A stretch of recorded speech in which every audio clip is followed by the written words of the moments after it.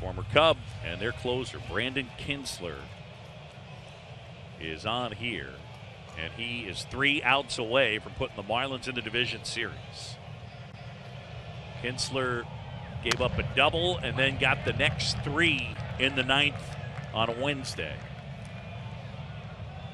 Yeah, not an overpowering closer right here, but good movement on his sinker, and he will not throw the ball down the middle. He will live on the corners.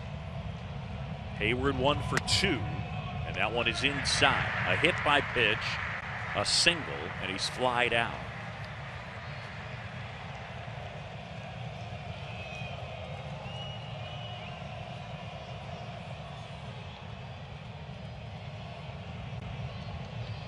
The 1-1. Hayward the other way, slicing down the line. Fair ball getting into the corner. And Hayward's into second. And the Cubs are in business. So just the same way the 9th started on Wednesday with a double for the Cubs, Hayward a 2-bagger here. Well, this makes an old hitting coach really happy right here. Lets the ball get deep, knows a sinker away is coming. He almost hits that ball behind him. Love seeing that approach. Good approach to Kinsler, knowing he's probably going to stay away from him. Rifles that ball into the left field corner. Cubs have life. By the way, just felt like blowing up the internet. Alex Rodriguez texted me in the break, dead serious. He said he loves hearing you talk about bunting. To which I say, Alex, teams that out-homer their opponents are 10-0 in the playoffs.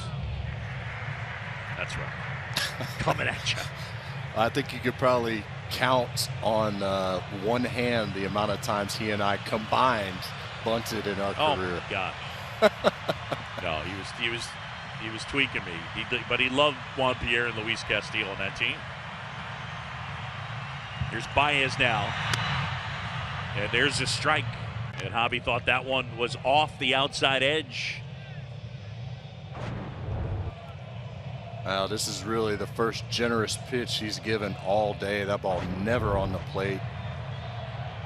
Never caught a slice of cheese. I totally agree. I think that's the first one that he's really missed. Down and in, and that's that nasty one darting. And that's a big call right there. Instead of 2-0, now you're 1-1. Javi just expands the strike zone, just really in struggle mode up there. Trust me, I've been there. I know how it feels. It's a lonely feeling. Hayward at second, nobody out. We're in the 9th. Fouled off his foot. And just to rub a little salt in the wound. Yeah. You foul that one off your instep. See where this ball gets him. Oh, that's on the calf. That's yeah. He will have a bruise all the way down to his ankle at some point. That hurts so bad. I mean, that's when he's got the shin guard on, and it still couldn't save him. I don't ever remember you putting a shin guard on. Did you ever wear one? Oh yeah, yeah.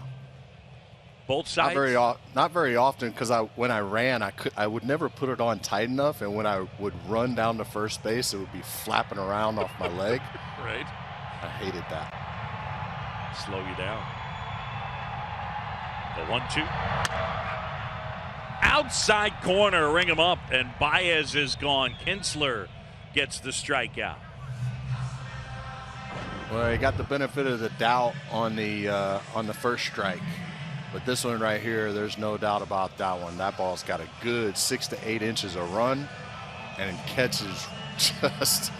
That's an unhittable pitch for a right-handed hitter. You give up on it because it looks 6-8 inches outside, and it just tails back over the outside corner. So one down, and here is Bodie, who's 0 for 3 with a strikeout. He's flied out twice. Ball 1. Boog Sciambi, Chipper Jones, 9th inning, game 2. Cubs down to their final 2 outs in their season. Miami winning on Wednesday 5-1.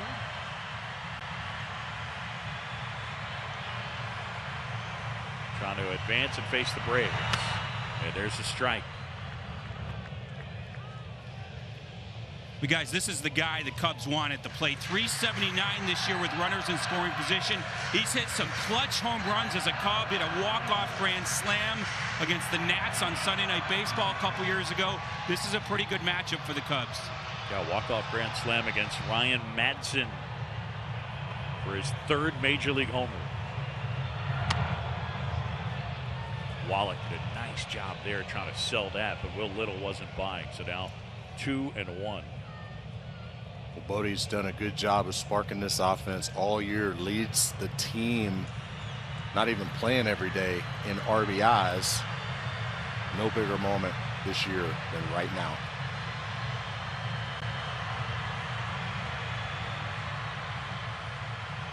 Here's a 2-1. 2-2. Kinsler just painting the outside edge. Yeah, I don't know why you would throw any other pitch than that one right there. I haven't seen a right-hander stay on that pitch. Like I said, it looks 6-8 inches off the plate. You just give up on it. Showed you Jason Kipnis lurking in the on-deck circle. Kinsler trying to get Bodie. Hayward's at second. The Cubs are down 2 in the 9th. Got him looking, and Bodie doesn't like the call, but that one was perfectly placed. And the Cubs down to their final out. Wow, was that a good pitch. Well, the Cubs continue to complain about that pitch, but man, I tell you what, I don't know. I guess with the shadows, it's probably hard to see, but that ball's got a ton of run on it at 94 miles an hour. What a nice slice of cheese right It's there. one of those there where, to me, I understand why Bodie's upset. It feels like it's borderline. I get where Kinsler, Will Little did a great job calling it a strike. It's just a really great pitch. 100%. I think a lot of it's just frustration boiling over from the Cubs standpoint. Well, here we go. And Kipnis. And that is in for a strike.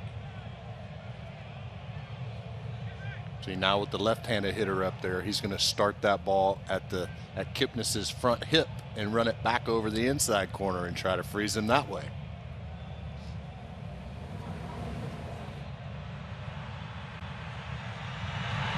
Too high that time. Hayward at second. Kipnis represents the tying run. Jason, who started in game 1, went 0 for 2 with a walk. In the regular year, hit .237 with 3 homers. The veteran and native of Chicago. Yeah, the bottom feeders trying to advance. They took that the first weekend of the season. A Phillies broadcaster said you can't lose games to bottom feeders like the Marlins, and they're now wearing T-shirts that say bottom feeders. In batting practice, they got it hung up near their dugout as a motivator. There, the back end of that dugout, you can see it. Well, every team has a rallying cry. Fortunately for the Marlins, it came in the rare form of a reporter from Philadelphia.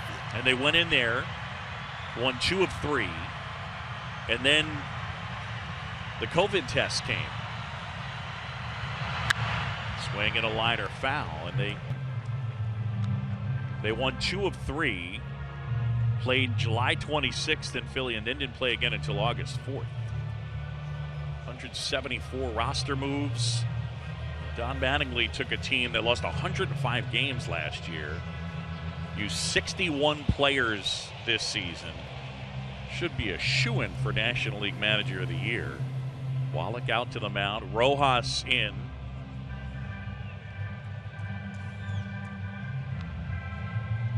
Marlins bullpen has been excellent. Sixto Sanchez, 5 shutout.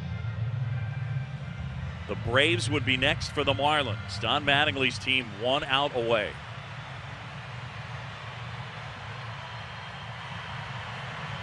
And the veteran Brandon Kinsler. 2-2 to Kipnis. Off the end of the bat, foul. Tried a little something different there. Kipnis was cheating on the sinker inside, rifled it foul a pitch or two ago. This time he throws a little wrinkle, maybe a little slider down and in. Just got a piece of it.